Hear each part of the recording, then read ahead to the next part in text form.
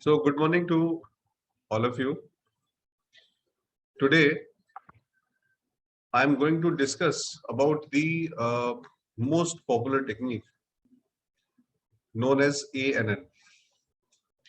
So, the name of the technique is Artificial Neural Network. So, I will discuss basics of ANN first. Then I will give demo of ANN using the data set. And then I will demonstrate how we can use it as compared to other techniques like Smart PLS. So artificial neural network, this technique basically consists of three things.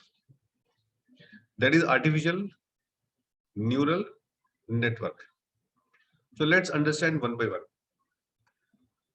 Basically, the technique emerges from the neurons. You know that in our brain, there are millions and billions of neurons.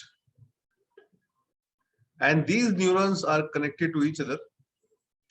Like it is a symbolic representation of the neurons. These neurons are connected to each other. So in a sense, millions or billions of the neurons are connected to each other. And processing is going on. And after the processing, they will decide that we have to done this. Like for example, if I ask you that in which share you should invest your money, then you decide, you think, you get the information, you process the information and recommend that we should invest in this share, or whether we should buy in a share or a mutual fund. So we, on our daily basis, we are taking a lots of decisions, and these decisions are based on neurons. So neurons is the root of brain in deciding, in taking the decisions. And so in this way, the human brain is a supercomputer. And we are taking the most complicated decisions in our life on the basis of these neurons. So neurons is the basic, is the root. And network means these neurons are connected to each other. So it is a network of neurons. These neurons are connected to each other. And we are planning to develop the algorithm in such a way that we can run this process, run the same process in a machine. So machine is something which is artificial. So when we combine the algorithm of neurons, man-made algorithm of neurons in a machine, machine is a computer. So this concept is called ANN. Now, basic concept we have to understand first. You know that the decision taken by a human being is the outcome. Now the question is that from where, on what basis we are taking the decisions, on what basis we are taking the decisions. So decisions are based on the input. And if I ask you, what are the input for a human being? So what are the inputs for a human being? The answer is that we are getting the input from our eyes, nose, mouth, ear, right? So whatever we heard goes to the neurons. Whatever we listen, whatever we see, whatever we smell, whatever we taste. So everything is stored in the neurons. So our mind is a collection of so many memories. And these memories are stored in subconscious mind and conscious mind. So these are the inputs. All these things are the inputs for the neurons. And on the basis of these inputs, we are taking the decisions. So it is a complicated process of network of the neurons. And each neuron is working parallelly. You cannot say that one neuron is guiding to another neuron. No, they are working parallelly. So this kind of system, you can imagine how difficult it is to develop this kind of system. But thanks God, we are having the algorithms which can work like this. But from this learning, I learned one thing, that we have to feed positive things to the neurons so that in future the decision making will be good. So this is one of the learning that I got from ANN.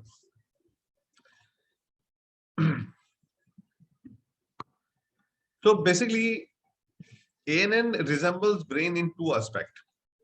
So now we understand the brain, although I can give a big lecture on brain, but due to time limitation, I stick to the points. So there are two similarities between the ANN algorithms and a brain. Number one, learning is a slow process and we are learning slowly and slowly. So as we learn slowly and slowly, the knowledge is acquired. Number one. Number two, and inter-neuron connection strength, right? Basically, we are assigning the weight to different inputs. Like I'm giving you one example. If I ask you, what is the difference between a truck and a tire and a car? What is the difference between a truck and a car? So now there are many input variables which can help you in deciding that what is the difference between truck and a car. Like suppose we are having 5 input: tire, size, the engine, the structure, right, and the power of the engine. So now we give more importance to the size, because size of the truck is large and size of the car is small. So size is one of the important input. So we assign more weight to the size. Then with learning, we found that the engine is also different. The engine of a car is hardly 1500 cc, but the engine of a truck may have more power. So we assign more weight to the power also, power of the engine also. Then comes tire. The car is having 4 tires, truck is also having 4 tires, but the size of the tire is different. So we can say the quantity of the tire is same in truck as well as car. So this is not an important variable. So we assign 0 weight to the tire. Similarly, we analyze the difference between the two on the basis of different input. And on the basis of the comparison, we assign some high weight to some input, low weight to other input. So these weights are known as synaptic weights, right? So these synaptic weights are very important in establishing the relationship between the input variable and the output variable. If you assign more weight to some input variable, it may be possible that the prediction accuracy will improve. So what software is doing? So think like this. Software will run the parallel multiple process. And in each process, software calculates the predictive accuracy. And this software stop. The algorithm will stop where the accuracy of the prediction will be highest. So software is learning through the different activities by changing the weights to the different variables. So in simple language, I can say the software is keep on changing the weights of the different variables, input variables, and find out the combination when the prediction of the dependent variable is the highest. So this is the concept behind ANN. Now, artificial. So as I told you that artificial means we are trying to replicate the same technique in a machine or a computer. So in this way, this is called artificial. And the ANN is coming to be very, very popular technique. I have seen many papers in finance, marketing, HR. When they compare the technique they are applying with the ANN technique. So there are many papers which compare the regression with ANN, logistic regression with ANN, smart PLS with ANN. So comparison is done, and why this comparison is needed, I'm going to explain. So neural network is a combination of neurons in 3 layers. Now the important layer is very important. So I am introducing you a concept called layer. You can see that there are 3 layers in this diagram. One is green layer. Green layer is known as input layer. Like we take the input from the eyes, nose, ears, and slowly all the memories fix in our mind. So neurons is also taking the input from the memories and take the decision. So memory is, what is memory? Memory is a learning. So this is similar to the hidden layers. Hidden layer is a learning process. So by using the input, we are deciding that what is right, what is wrong, how to give more weight to some input, give less weight to some input. So this is called hidden layer. Hidden layer is normally a process. The process by which we assign high weight to some variables, low weight to some variables. And on the basis of this process, we decide that what could be the output variable, what could be the value of the output variable, or simply we are making a prediction. In case of human being, we are taking a decision. So you can understand that how important this calculation is and how much this concept is interesting. You can apply this concept in stock market, even in the within company, HR, marketing. So the application of neural network is huge, wide. So even you can convert this into a machine learning tool or an artificial intelligence tool also. So now in this slide, there are 3 points to remember, that neural network is a combination of 3 layers: input layer, the hidden layer, and the output layer. And in simple language, it is a supervised learning technique.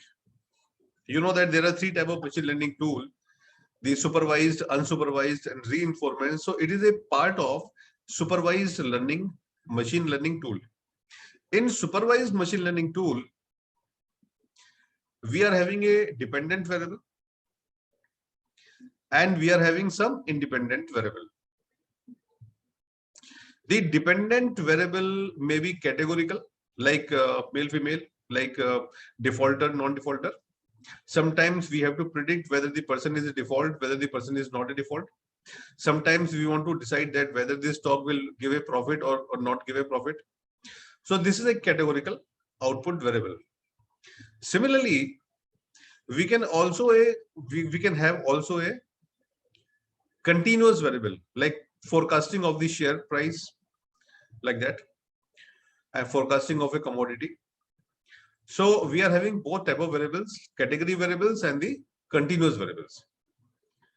So output layer is the dependent variable, input layer is the independent variable, and this hidden layer is known as black box.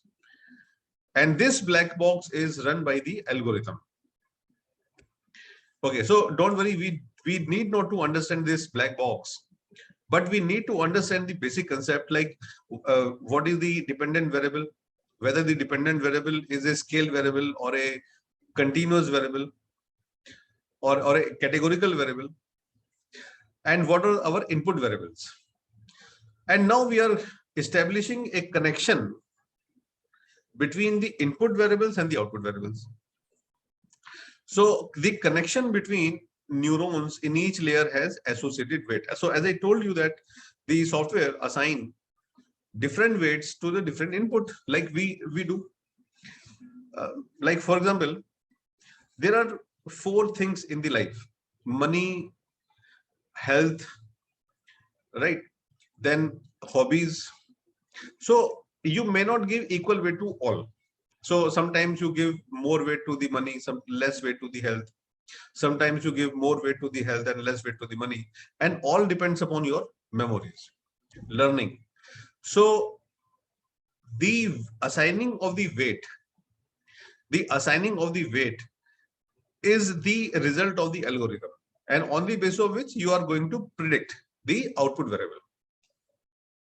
And we are predicting in such a way that error is minimized and accuracy of prediction will be highest.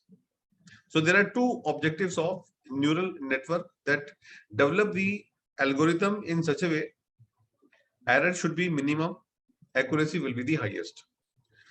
So why to use NN? This is an important slide, because there is a obvious question that why we should NN. So I am telling you these points which you can quote. For example, sometimes you don't have normality, distribution is not normal. Sometimes the relationship between dependent and independent variable is not linear, it is non-linear. So if you think that my data is small data, my data is not normal data, the relationship between input variable and the output variable is not linear, then neural network is the best technique. So it is a very good technique against noise, outlier, sample size, no problem at all. And the biggest advantage is that there is no assumptions in the neural network. If you are going to apply regression, you have to check collinearity, multicollinearity, autocorrelation, heteroscedasticity, so many assumptions. In neural network, no assumption, best. So we need not to check anything, whether the distribution is normal, whether the sample size is small, big, whether we are having the outliers in the data. So not a problem. It is the biggest power of ANN. And the third point is that, so neural network is not a single technique, single run technique. It is a multiple run technique. So through several rounds of learning process, because you know that if you think your way of decision making 10 years back, it was different. And now the way you are taking the decision is different. Why it is different? Because you learned in 10 years that this is good, this is bad. So it is a continuous process. So learning is always a continuous process, and with the time you learn that this is good, this is bad. So through several years, several rounds of learning process, the error can be minimized and the accuracy of the prediction can be further improved. This is the best of the one of the best method of feature of the ANN. So ANN, that is stand for artificial neural network, are more robust and can provide better prediction accuracy than a linear model. Therefore, they are recommended. Okay, now I'm telling you some of the basic details. So basically, these are the areas where neural network are applicable: image compression, handwriting recognition, transportation problem, stock exchange prediction. So these are some of the areas, because this slide I take from the Google just to show you that these are the areas where the neural techniques is also working good. Okay, now some technical details. And don't believe me, it's very simple. Algorithm. What is the name of the algorithm?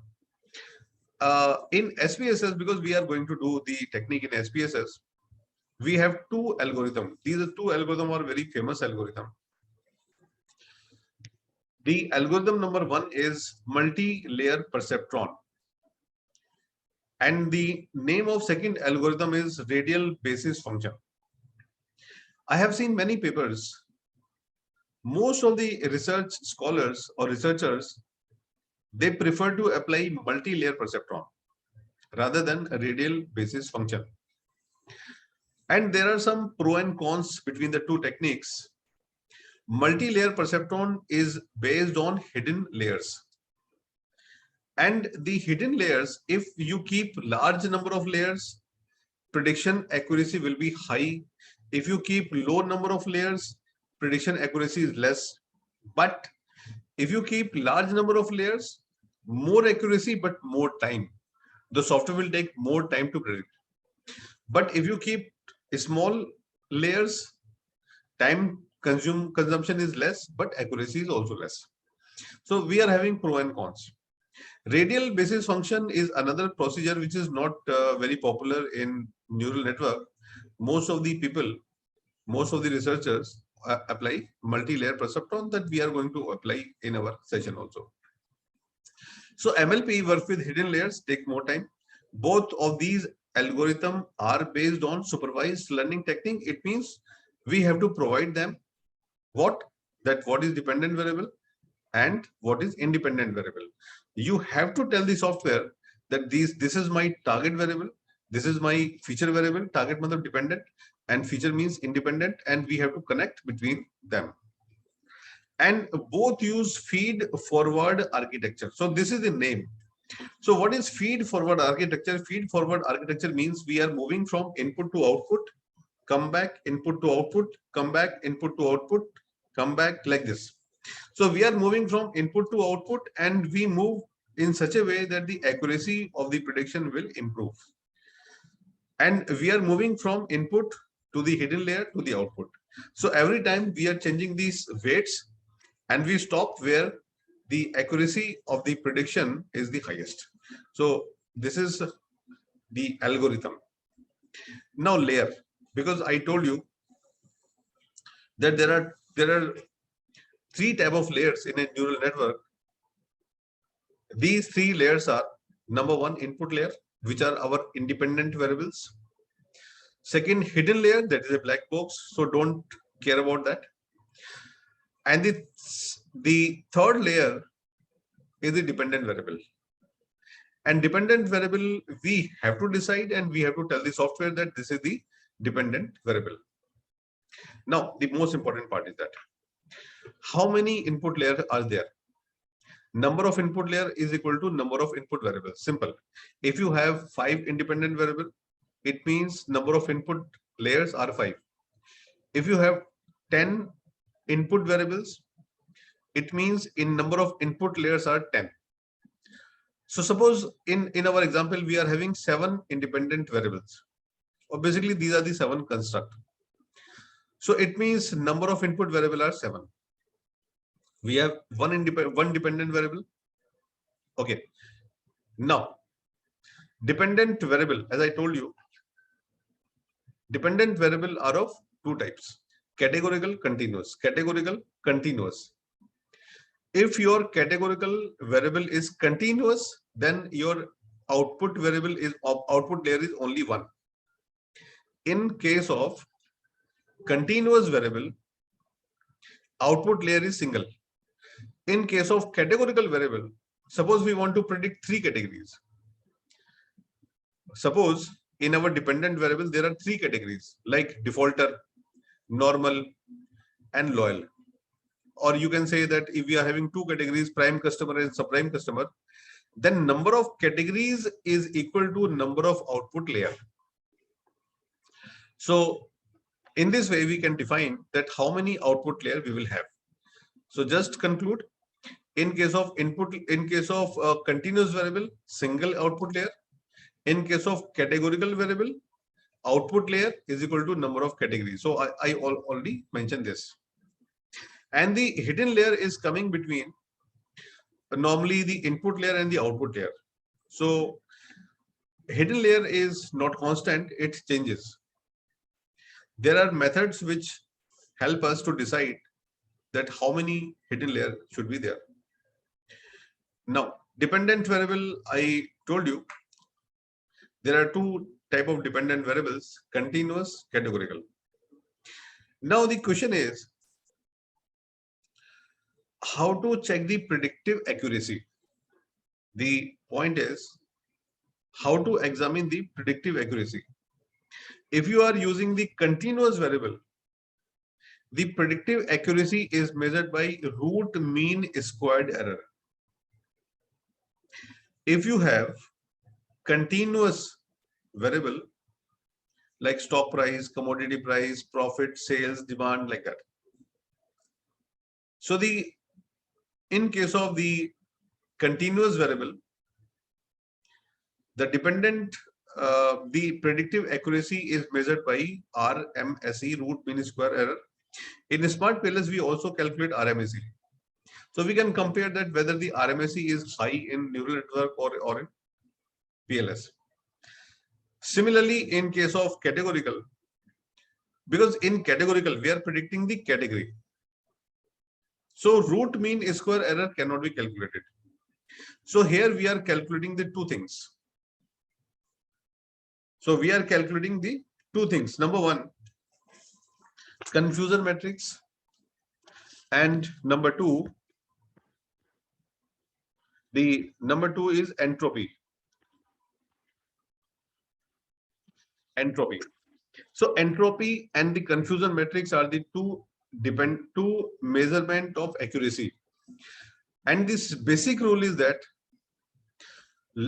high entropy means high confusion. Low entropy means low confusion. So lower the entropy, better it is. Lower the confusion, better it is. Simple. Entropy, what is the meaning of entropy? Confusion. And you know that we need less confusion. So lowest is the value of entropy, better it is. Similarly, lower is the value of RMSE, better it is. Root mean squared error. So these are the representing the errors. So both the values, root mean square error and entropy or a confusion matrix, lower they are, better they are. Okay. Now hidden layers. The hidden layer is not decided by us. Normally, we leave this decision to the laptop or to the algorithm. So whatever number of hidden layer you are deciding, let's decide on your own. So we are having some certain rule of deciding the number of hidden layers. But in most of the cases, we are having the automatic selection option. Normally, we go for that. So there are many formulas of calculating the number of hidden layers, but my suggestion is better to leave this decision to the software. So software have the algorithm to decide what is the best number of hidden layers. Now, another thing which we should understand, there are three types of data set. In artificial intelligence, there are three types of data set: training data, testing data, and the hold out data. So let me explain very simple. Normally, we are having the existing data. So we collect the data, we are having the existing data. We divide this data into two categories, two sections, in the ratio of 75%, 25%, or 80%, 20%, or 70%, 30%. Bigger one is known as training data. A smaller one is called testing data. We make the model on training data and check the accuracy of the training data, testing data. So we are developing the model on training, testing the prediction on testing. And the purpose of testing data is to validate the model.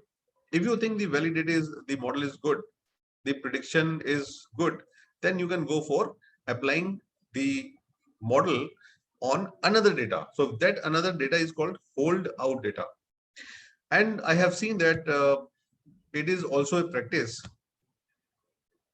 that your data can be divided into three categories: testing, training, and holdout, in the ratio of training data 60%, testing data 30%, and holding data 10%. You can also do that. Then you apply the model, check the accuracy on testing, and validating with the holdout. So this is the scenario normally we apply in the machine learning models. Okay, now the theory is finished. If you understand this theory, applying the software is very easy, I'm telling you. So let's wait. So first of all, I am going to apply smart PLS, and then we will compare the result with ANN. So this is the way we are moving in the rest of the session.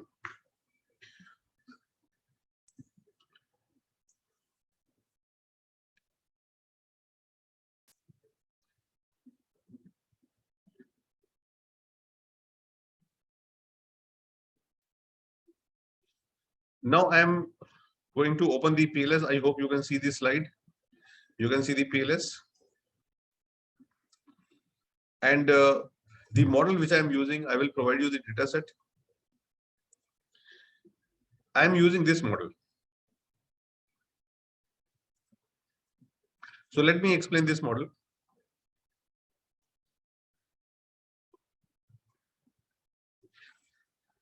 So in this case, we are having the 7 independent variables. So let me explain the variables.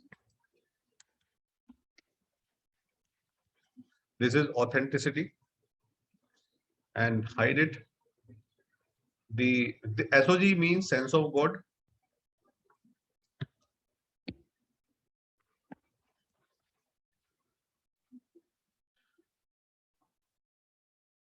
And hide it.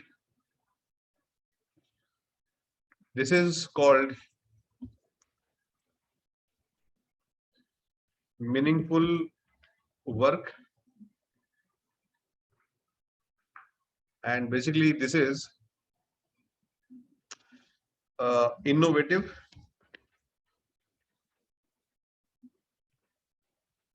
work behavior. So it is a kind of employee performance.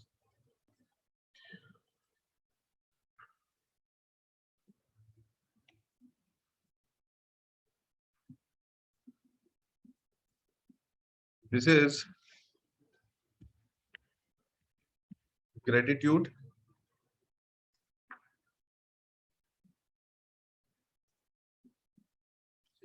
And this is resilience and inner peace.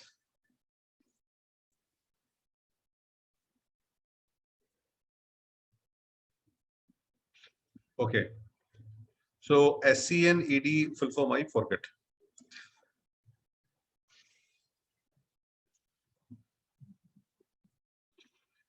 This is my model. And you can see that in this model, we are having the dependent variable, that innovative work behavior.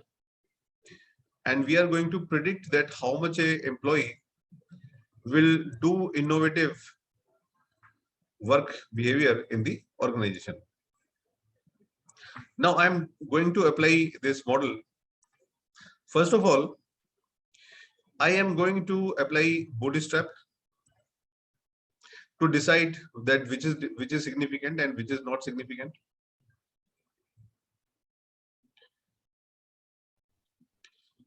So we are taking some of the input from the smart PLS and then we compare it with ANN.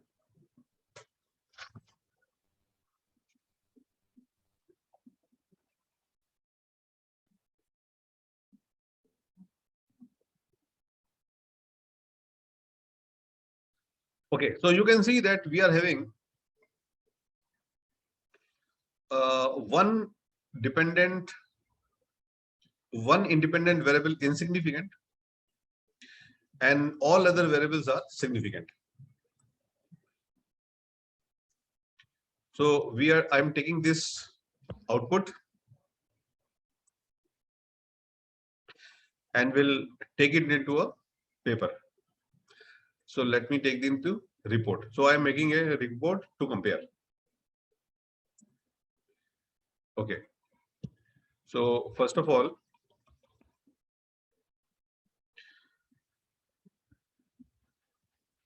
results of smart PLS. Okay. And I'm taking also the picture of the model.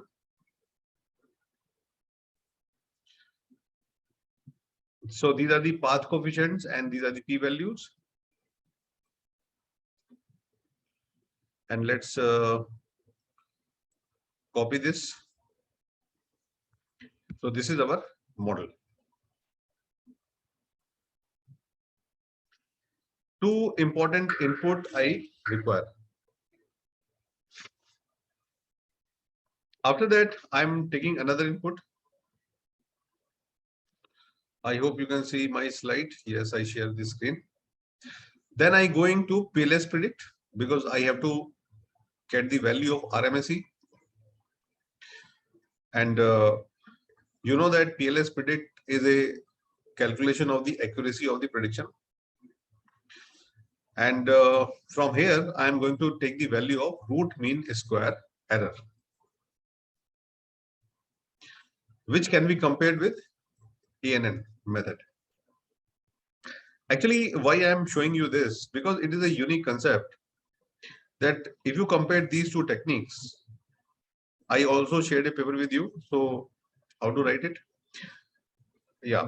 So you can see that the root mean square value is 0.631. MAE is 4485. Q square predict is 0.605. So we need this information.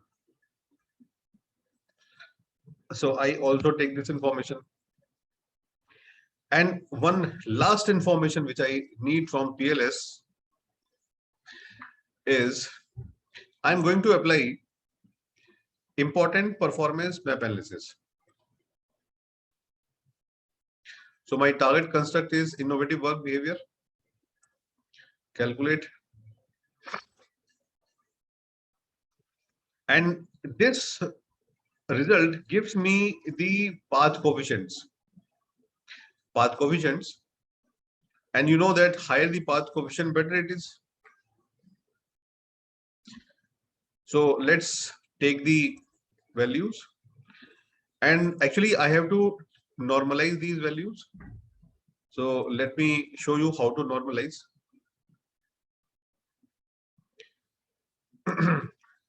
Because we can compare two values if they are only normalized. So I'm also going to show you that how we can normalize these values. And because we are comparing the path coefficient, so one thing which is clear is that higher the path coefficient, it means more impact. Lesser the path coefficient means less impact. So more higher value, more impact, lesser value, less impact. So this is the concept of path coefficient. And similarly, so meanwhile the software is opening, now I am taking this data to the SPSS so that I can apply ENN. So this is my data set. And okay, so this is my data set. I am going to use this data set. First of all, because this is all these are the constructs, so we have to take the average of all the values. So I'm calculating the average. Because SPSS don't work with the items, SPSS need variables. So SOG average, so I'm just taking the average of all the values.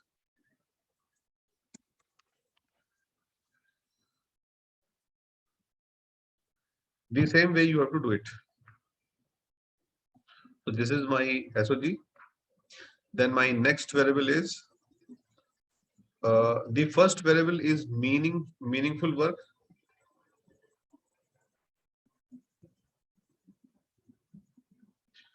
So MW.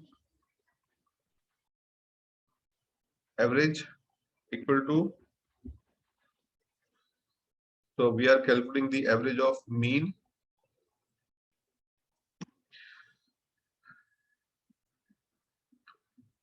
then SC average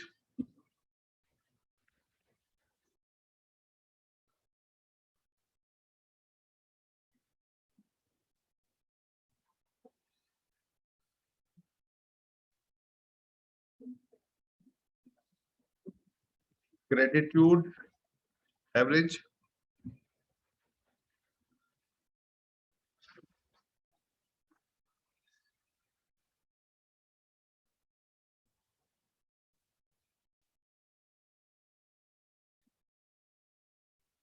so after that which variable we are having or AUT ED RIP AUT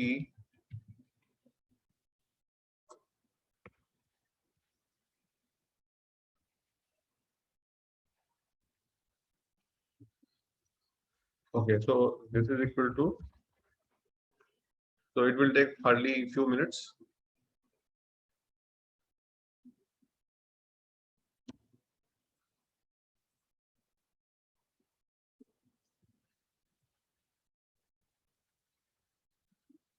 ED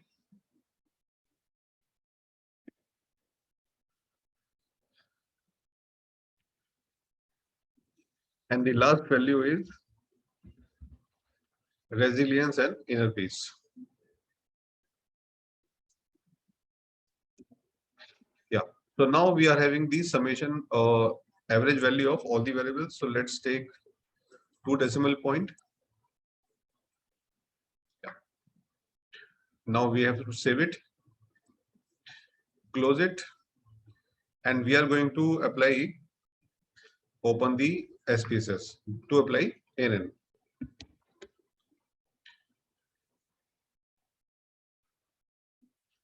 So I hope you understand how to calculate the average value of all the variables because SPSS requires variables to apply ANN. Okay, so we will calculate the normality here. Normalize. Okay, so let me normalize first. You know that we are having the values of beta. So if you click on Excel format, you can copy it.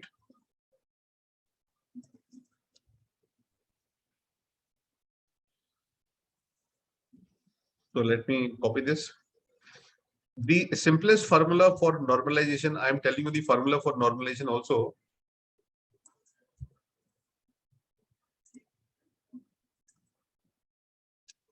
So here, let's calculate here. Normalized, this is called normalized importance. Normalized importance. The value we can calculate by like this. Dependent variable we have to delete. It is a blank because we want to see the impact of only independent variables. Okay, equal to this value minus minimum value of all these variables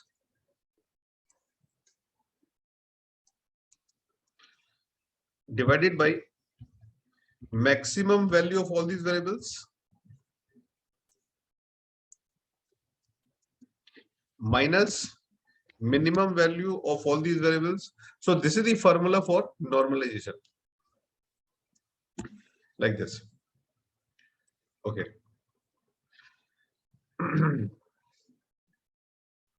So we have to put the brackets here.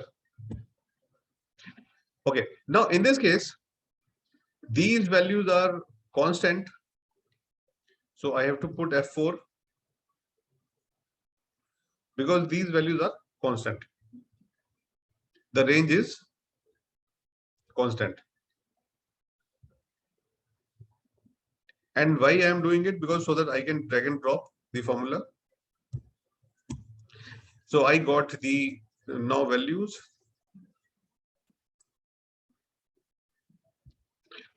Okay, so let's convert them into percentage. Okay, and copy the variables here and plot it.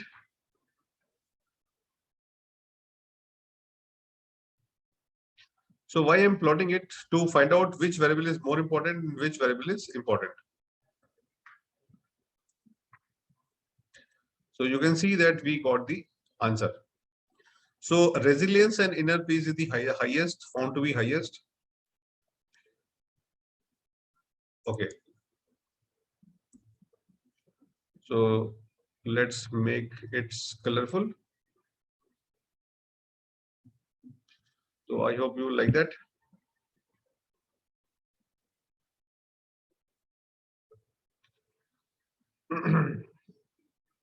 We can also do one thing. We can arrange them in descending order. Copy, paste as values, and we can largest to smallest. So I hope you like this. And now I am taking this value in the report. So according to PLS, the highest impact we have for resilience and inner peace. So I just want to copy this diagram. Yeah. So this is the result of a smart PLS. Now we are going to cover the neural network so that we can compare it.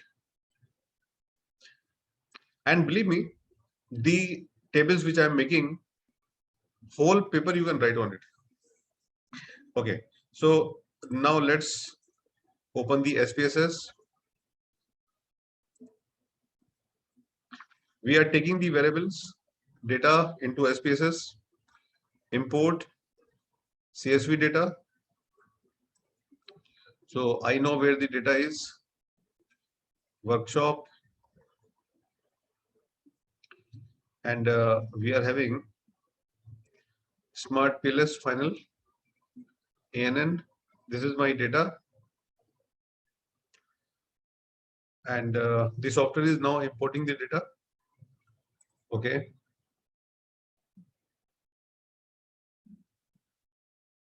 Yeah. So we have the data set with us.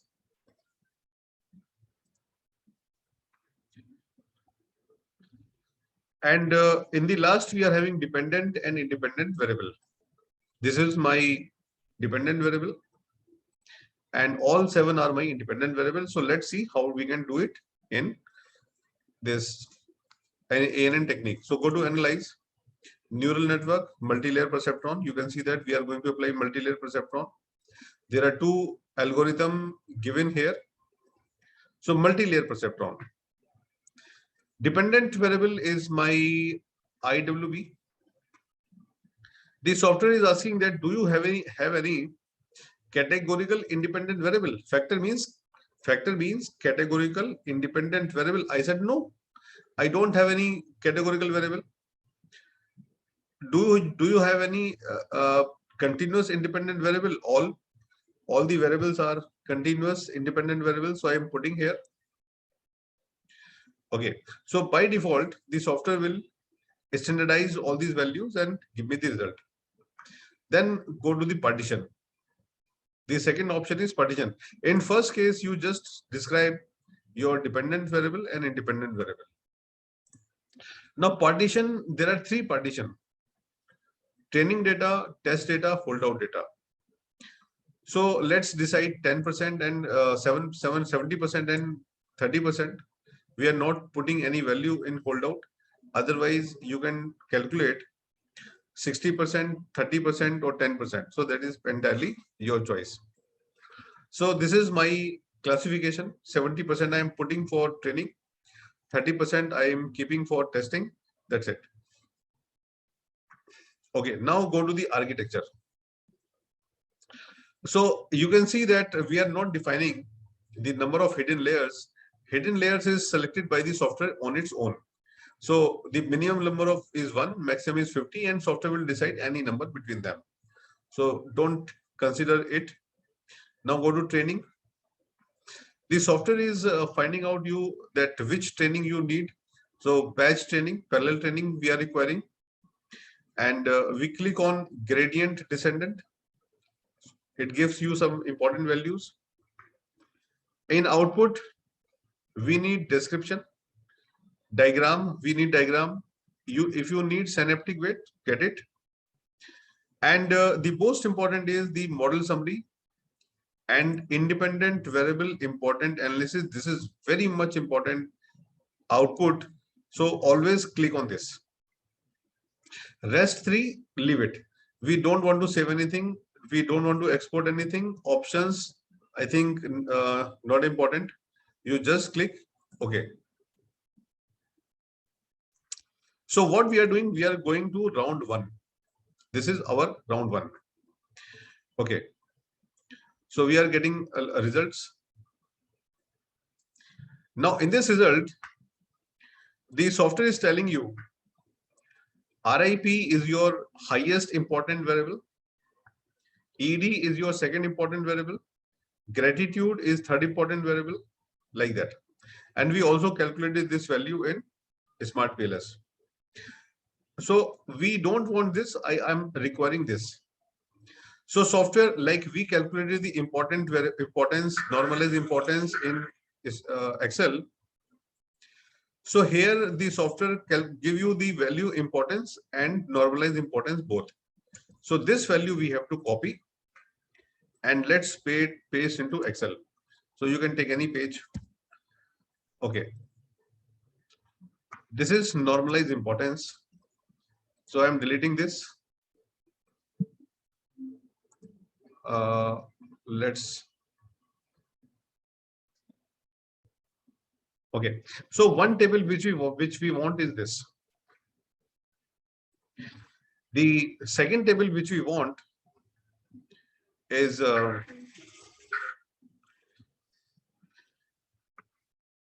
so input layer, hidden layer. These are the input variables. Yeah. So we need this table.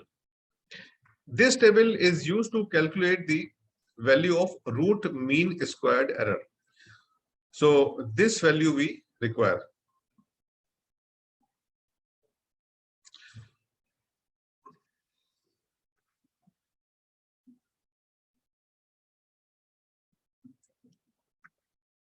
This is network information and this is the sample size. So 60, we ask for 70%, but software takes 68%. Similarly, in testing, the software is taking the 31%, although we requested for 30%, but software calculated it for 31%. Okay. Now I'm taking these two values. Now I'm going to tell you the most important thing, which you have to report in the paper. So copy this value and we have to make table. So let's paste here and take one more table. So this diagram, if you use, you can put in the research paper, but this diagram is of no use. It is just symbolic presentation of neural network. So I am taking these two values to calculate my RMSE. Right. So how to calculate RMSE? I am showing you.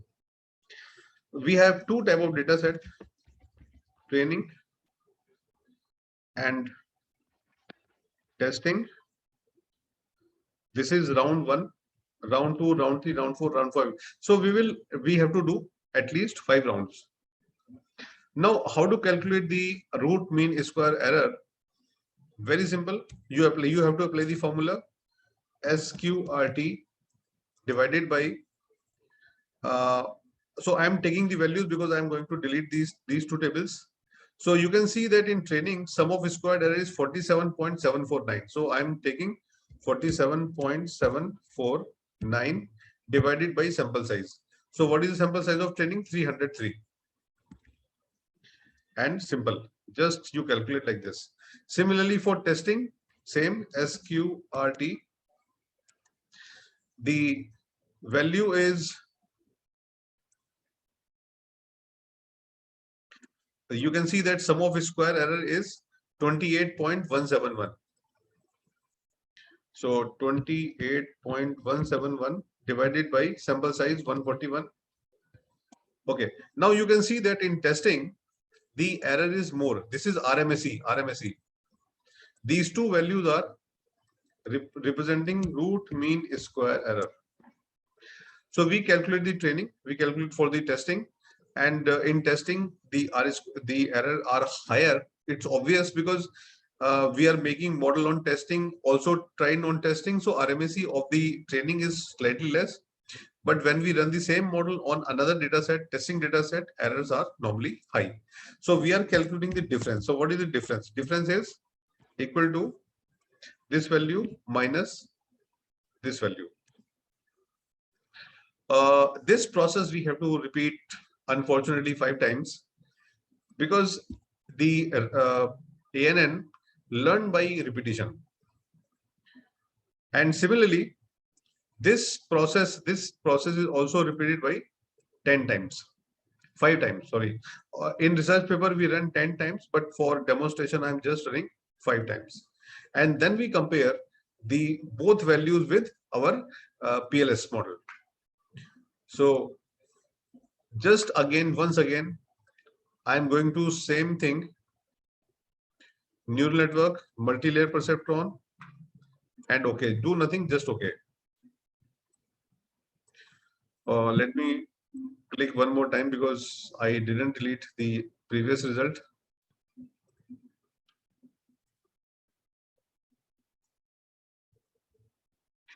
So I'm getting the same result.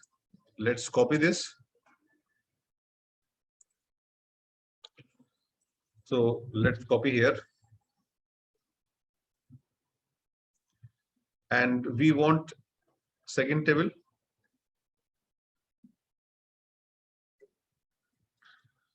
The process is very simple. Only thing is that you need to do it again and again.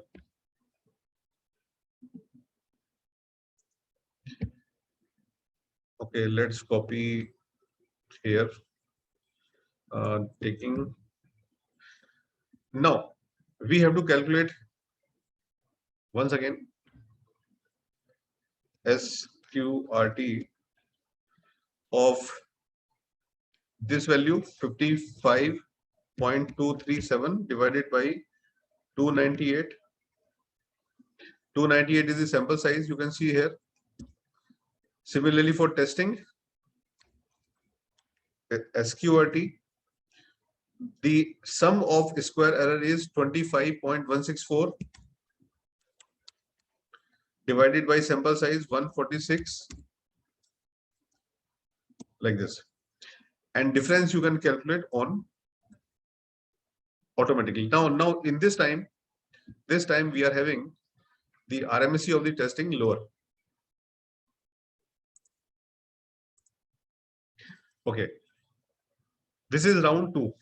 In second round, we also need this value. So this value comes in the bottom. Copy this value. So paste somewhere here. Copy these values. The sequence is always same. So without comparing, you can paste. Okay. So this is our round number 2. So let's take one more round, or two or three more round, and then I will finish it. So only these 2 tables we require from neural network. So that is so easy. So let's one more time delete the previous output, otherwise it will confuse. Analyze neural network, multi-layer perceptron. Just click OK. And now rather copying, let's copy this, otherwise will take much time. And one more table. So if you see this again and again, I think after some time you will remember it. So model summary value, Copy here. Now calculate equal to SQRT. The training sum of square is this 48.088 divided by 297. This is root mean square error. For testing data, SQRT divided by the sum of square error is 25.95 divided by sample size 147, and now just drag and drop. So and just delete it.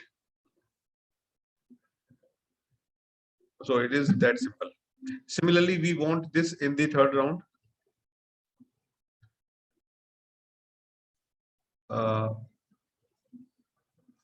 And if you observe, the values are changing. So I only need this table. This is my round number 3. Similarly, 2 more time.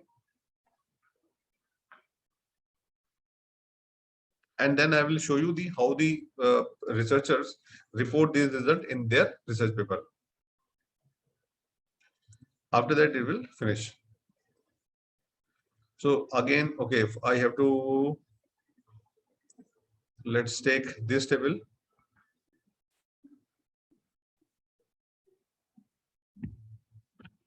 And because there are one more result, so I hope you can bear it. And let's paste here. Now we can calculate the values.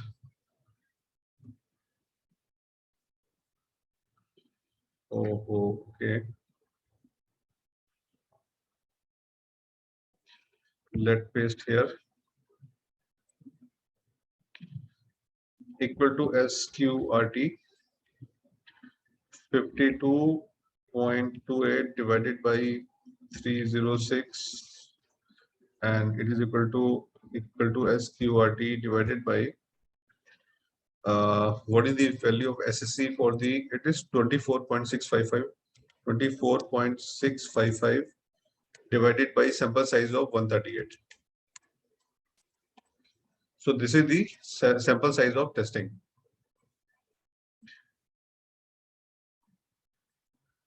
Delete it.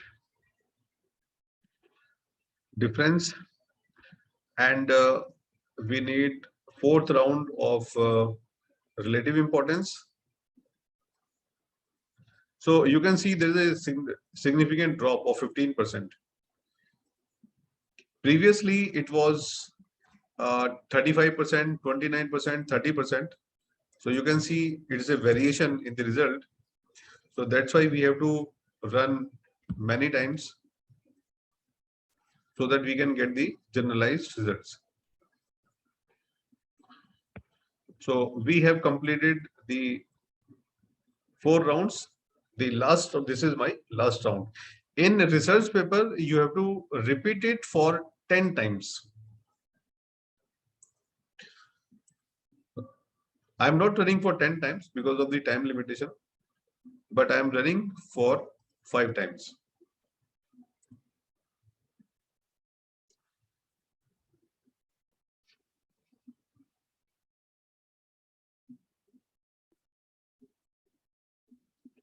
This is my result. This is my last round, so bear with it.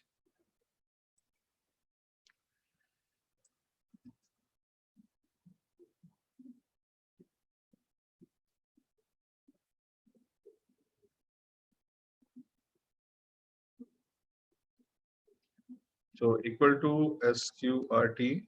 So training SSC is 58.986, 58.986 divided by 321.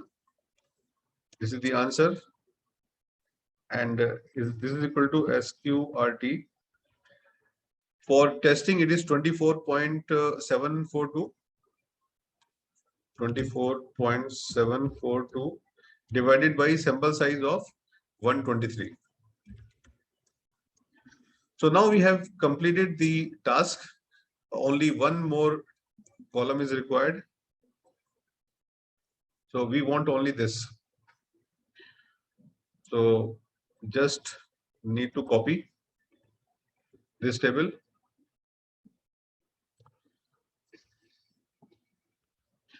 So I'm taking this value and here, and our task finished. Now what we have to do, we have to take the average, because what is the average of 5 runs? So the average is this, and we have to make the graph of this table also. So I'm taking the values once again, pasting as values in percentage. So we have to insert and make the graph of it. The same graph we make for the smart PLS, and then we have to compare the results.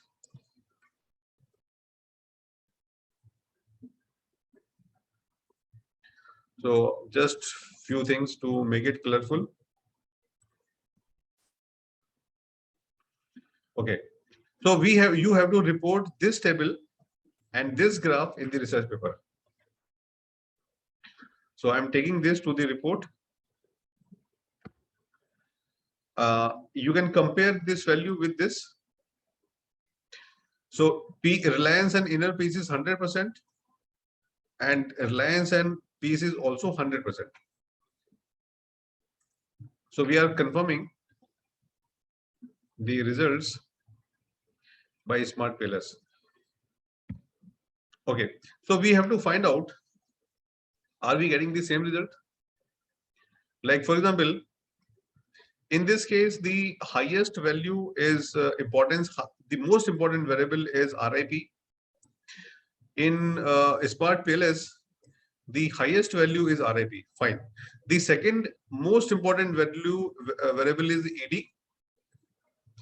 And here, the second most important value is also ED. I think ED 54%. RIP, no. Yeah, ED is 69%, 69. No, I think this is the most important value is 61%. So this is the second most important. So second most important value is meaningful work, and the third most important, actually if we arrange in descending order, then it is comparing is easy. It is right. We are right that second most important is ED. So let me rank it. Otherwise, we will make confusion.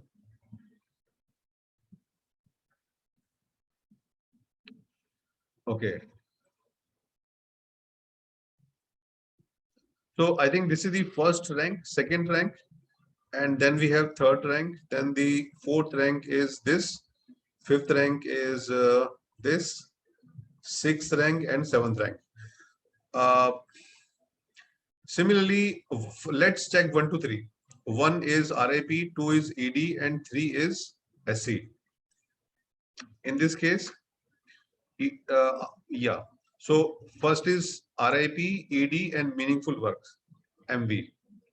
So I think the correct result we are getting, the similar result we are getting in the neural network as well as smart PLS. So you can say that both the technique are supporting the 3 variables having the most important impact on, highest impact on the dependent variable.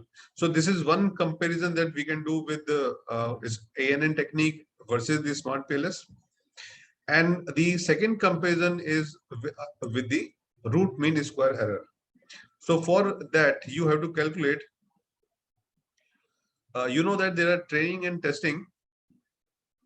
So just take the average of this, and The average RMSE is 0.41, and if we take for the second variable, testing variable, it is 0.43. So the accuracy of the smart PLS is not as much good as neural network.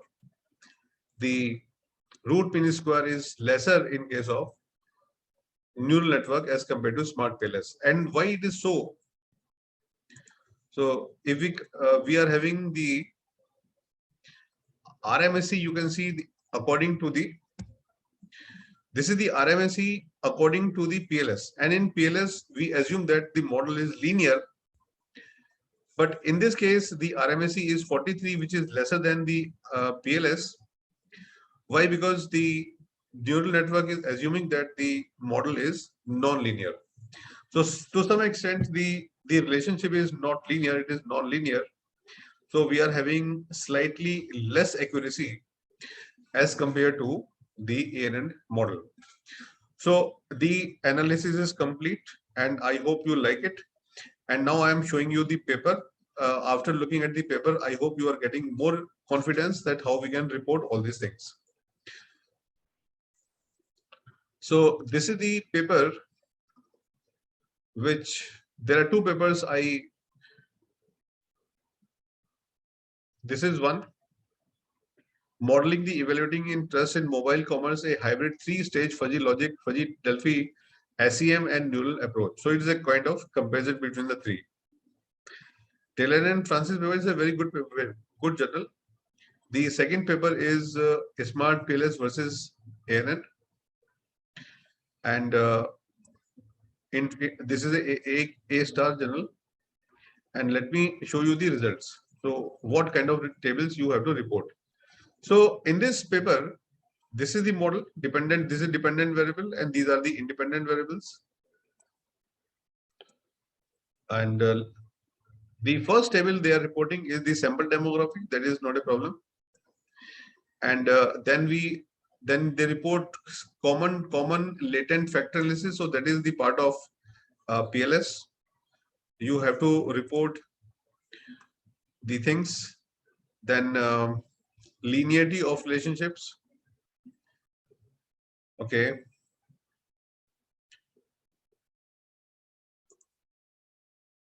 So in this case, they apply some test. Okay, this is for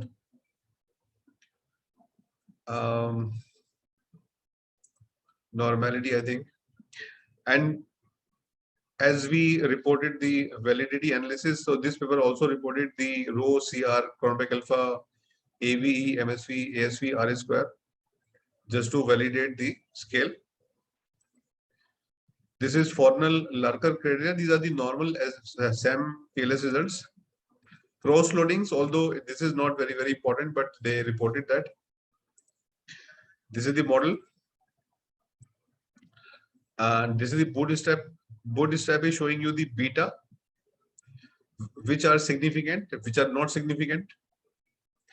And after that, they reported the neural network. So what they reported in neural network, that is important to see. CMB, common method bias.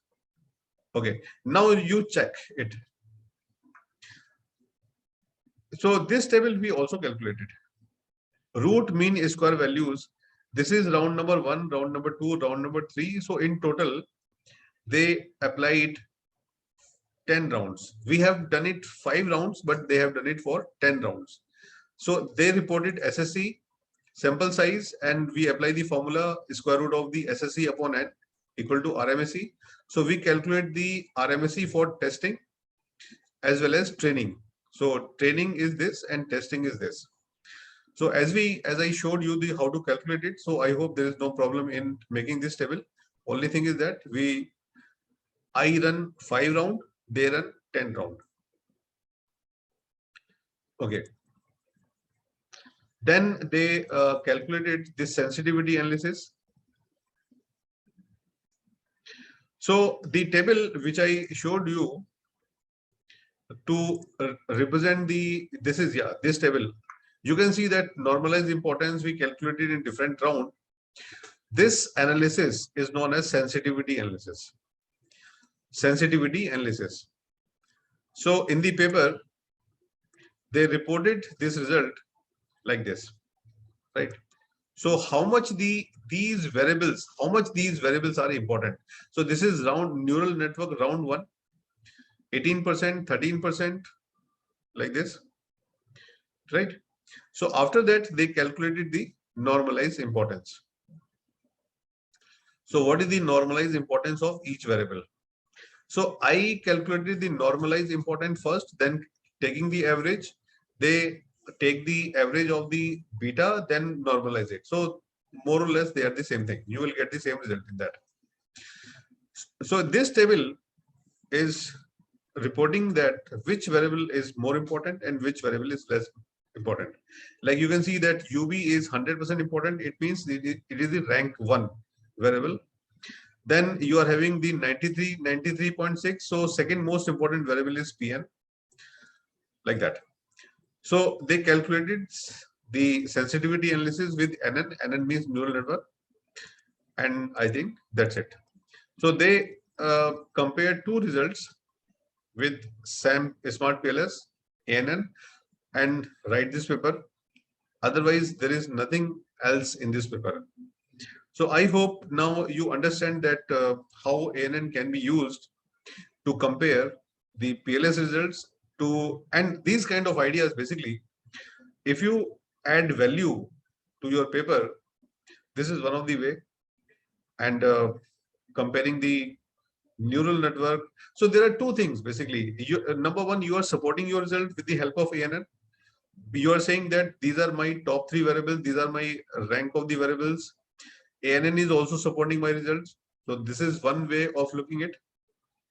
The second way is that how much my RMSE is higher than neural network, because neural network is a benchmark. It assumes any distribution, outliers, anything, and non-linear relationship without any assumptions. So somewhere it is better than. So you can report both and compare that how much the RMSE of Smart PLS is less than or higher than the neural network. So this technique I wanted to discuss in this session, and I hope you understand it. So I'm closing this session now. From my side, it's done, and we can discuss of any of the issue if you have any in mind. So give me a minute.